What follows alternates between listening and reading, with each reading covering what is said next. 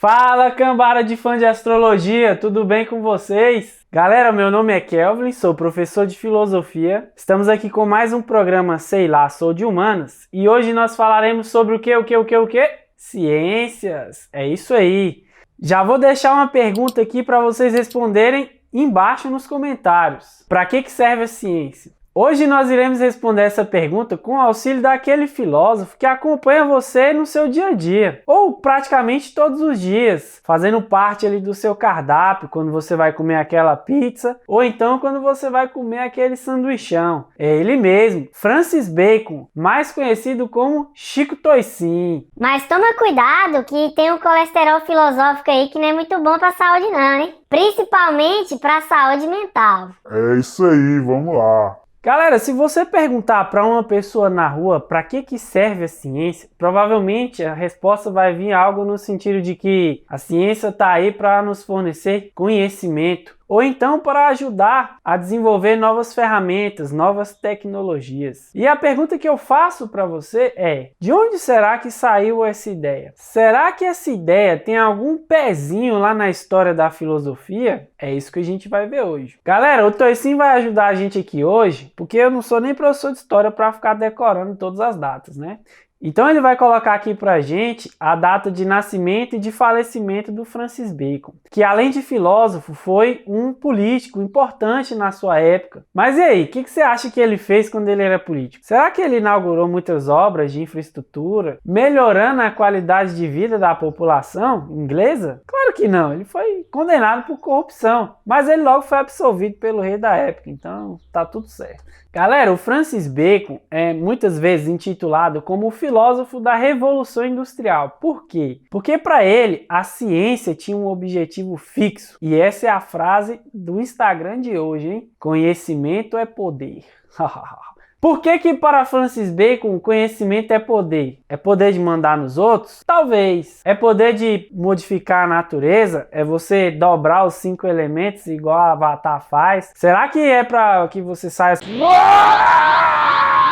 gritando igual um louco, né? Será que é alguma coisa nesse sentido? Você levar o seu poder de luta a mais de 8.000? Será que é você ter o fator de cura 570 bilhões e não pegar nem coronga? É algo mais ou menos assim. De acordo com Francis Bacon, a utilidade da ciência é dar ao ser humano o poder para ele manipular e dobrar, inclusive, a vontade da natureza. Durante muito tempo, o ser humano foi, inclusive, refém dos fenômenos naturais, nada podendo fazer quando ele era atingido por uma enchente, ou por um maremoto, por um terremoto, uma tempestade. Com o desenvolvimento da ciência e principalmente da tecnologia, o ser humano conseguiu desenvolver ferramentas que possibilitaram a ele superar essas dificuldades que às vezes os fenômenos naturais tornavam impossíveis. Se desse uma chuva antigamente, uma chuva muito forte, a enchente vinha, destruía tudo, não adiantava se fazer nada. Dava um terremoto, um maremoto, já era, meu amigo. Mas hoje a gente está bem mais capacitado para enfrentar eles. Como, por exemplo, edifícios lá na China e principalmente no Japão, que são lugares que têm bastante terremotos, eles já são projetados e construídos, preparados para suportar terremotos. Ou então a China, que construiu um hospital em apenas 10 dias para combater o coronavirus. This shit is real! Francis Bacon levava muita fé em Deus, que ele é justo. Ei, irmão, nunca se esqueça, na quinta tem vídeo, levanta a cabeça.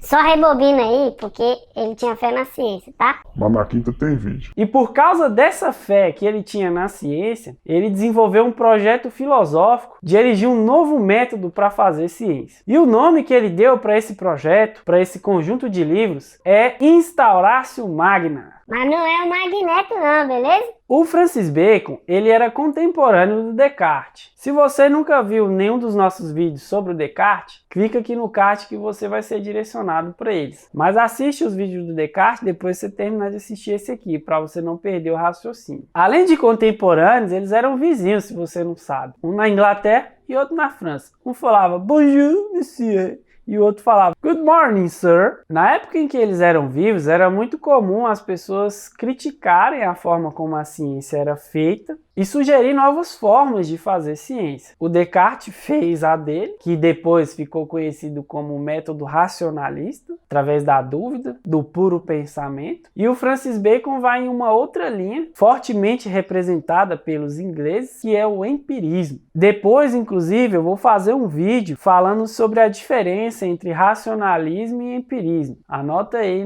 na lista de desejos aí. A Instauratio Magna era um projeto que continha vários livros. Dentre eles, um livro específico, que foi o de maior expressão feito pelo Francis Bacon, que é o Novum Organum. Esse livro fazia menção direta a um livro do Aristóteles chamado de Organum. O órgão, que eu já mencionei em um outro vídeo, era um instrumento que a filosofia teria criado para perseguir a verdade. Só que a forma, o método científico erigido pelo Aristóteles já estava caindo em desuso. Inclusive, o Francis Bacon vai criticar fortemente esse método aristotélico, criando um método próprio. E nesse novo órgão, o Francis Bacon vai defender a ideia de que nós só podemos agir sobre os fenômenos naturais se a gente conhece efetivamente as causas desses fenômenos. Ciência sempre foi o estudo da causa, razão, motivo ou circunstância das coisas, tá bom, professor Girafales? Portanto, ciência, desde o Aristóteles até o Francis Bacon, é um conhecimento das causas. Beleza?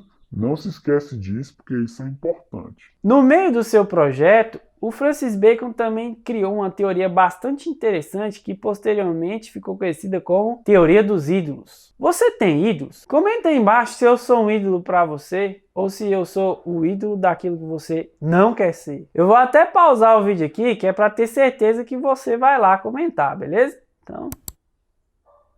O termo ídolo deriva do grego eidolon, que significa simulacro, imagem. Antigamente existia a idolatria, que era uma forma das pessoas celebrarem rituais religiosos. Os ídolos, eles eram uma representação material de uma divindade, ou seja, era uma forma que o ser humano encontrou de se aproximar um pouco mais da divindade. Nesse sentido, o ídolo é uma coisa positiva. Depois de um tempo, o termo ídolo ele foi se secularizando, saindo um pouco desse terreno da religião e foi se transformando em uma coisa mais próxima dos seres humanos, até cair na sua compreensão atual. Se você perguntar para alguém na rua o que é um ídolo, ele vai dizer que é uma pessoa na qual ele se inspira, que tem qualidades que ele gostaria de ter para si. Por isso, esse termo muitas vezes é ligado a pessoas famosas, artistas, jogadores de futebol, ou então o apresentador do Sei lá, Sou de Humanas. Só que o Francis Bacon não vai ver os ídolos com bons olhos. Para ele, ídolos são falsas imagens, são simulacros. Portanto, os ídolos dentro da teoria do Francis Bacon vão representar erros.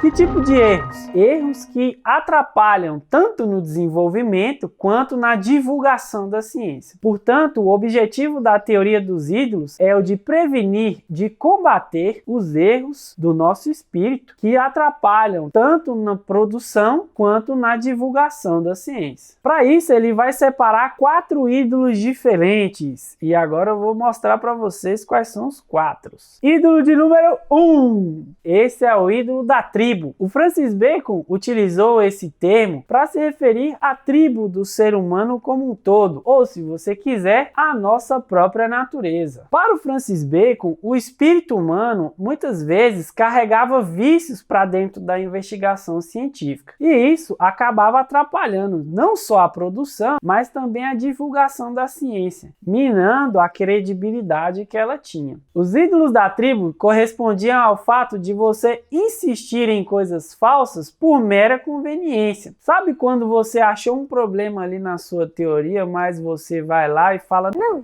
deixa aí que é para continuar resolvendo a situação. Era algo mais ou menos nesse sentido. E ele vai defender a ideia da tribo humanidade. Isso já vem arraigado no nosso espírito. Muitas vezes, mesmo depois de ver fatos que desmentem a nossa ideia, a gente continua acreditando nela. Ídolo de número 2. Agora são os ídolos da caverna. Uau! Inclusive, esse ídolo faz analogia direta à alegoria ou mito da caverna, que a gente vai fazer um vídeo depois. A gente está pensando num negócio de outro mundo para fazer esse vídeo, digno de Platão. Espera aí que ele vai levar um tempinho para ser feito. De acordo com Francis Bacon, cada um tem a sua própria caverna interna. Resumidamente, a alegoria da caverna do Platão é uma analogia que vai fazer a diferença entre essência e aparência, entre as coisas tais como elas aparecem pra gente e as coisas tais como elas realmente são. Ou, se você quiser, entre opinião e conhecimento. Para Francis Bacon, muitas vezes a nossa educação e as referências que nós temos na nossa vida fazem com que a gente acabe tomando decisões erradas, principalmente na hora de fazer ciência ou de divulgar a ciência. A nossa educação e muitas vezes os nossos hábitos próprios acabam criando concepções erradas e isso acaba atrapalhando na hora de fazer ciência. É tipo a sua mãe falando para você desvirar a chinela. Se você leva uma superstição como essa para o domínio científico e leva isso a sério, não quer abrir mão dessa falsa ideia do seu espírito, isso pode acabar te atrapalhando na hora de fazer ciência.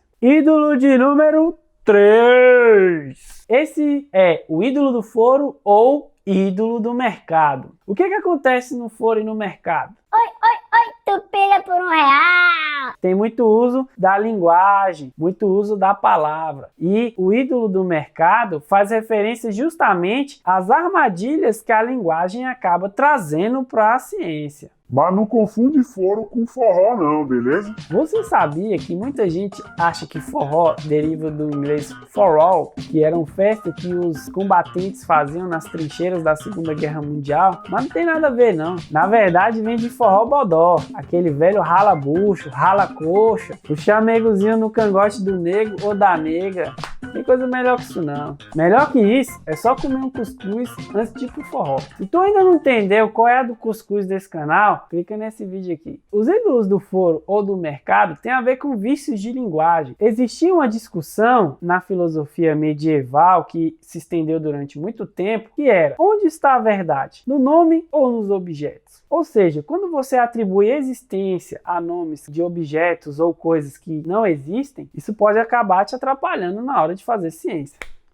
Eu fiz isso aqui para ver se o trem desanda aqui, que tá meio devagar. Sabe carro velho, quando não tá prestando, tu dá uns tapas e ele funciona, né? Aqui é mais ou menos desse jeito. Se você atribui verdade ao nome das coisas que não existem, isso pode acabar te atrapalhando na hora de fazer ciência. Por exemplo, tu acredita em dragão? Não faz que tu tá vendo um aqui falando não, beleza? Mas tu acredita em unicórnio, em sereia? Quando você atribui verdade a nomes de coisas que não existem, isso pode acabar atrapalhando na hora de você fazer a sua pesquisa científica. Além disso, isso corresponde a uma falácia, olha só, falácia do argumento ad hoc, ou se você quiser, ad hoc. Mas não tem nada a ver com o doutor não, falou? Na verdade, essa falácia significa que você coloca uma hipótese depois, né? Você inventa lá qualquer coisa, uma frase, um termo obscuro, para justificar uma parte da sua teoria que acabou ficando incompleta, ou que muitas vezes, com os próprios fatos, com a verificação da experiência, não se provou verdadeiro. Ídolo de número 4. O ídolo de número 4 é o ídolo do teatro. E o que você faz no teatro? É isso aí, você encena, você finge. É tipo eu, fingindo que sei alguma coisa, falo aqui pra vocês que eu fiz tão bem que vocês acreditam, né? Mas, como diz a lenda... Sei lá, sou de humanas.